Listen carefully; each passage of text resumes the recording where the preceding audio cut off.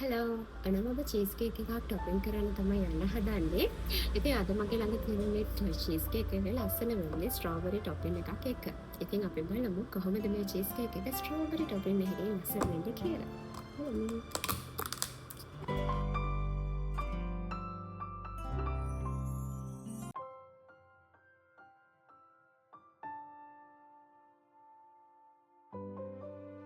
ලස්සන නේද? දැක්කම ආස හිතෙනවානේ ස්ට්‍රෝබෙරි කිව්වම අපි හැමෝම ආස දෙයක්.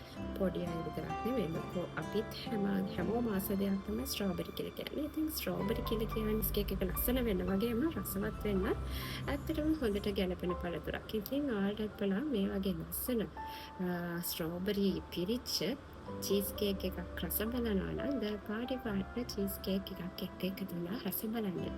ඉතින් මේ චීස් කේක් එක අද යන්නේ මාතරට. ඉතින් එයා වාසනාවන්ත වුණා වගේ චීස් කේක් එකක් කන්න.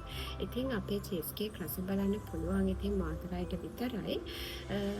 අපි බලමු ඉස්සරහට පිටායටත් අවස්ථාවක් දෙන්න අපිට පුළුවන් වේද කියලා.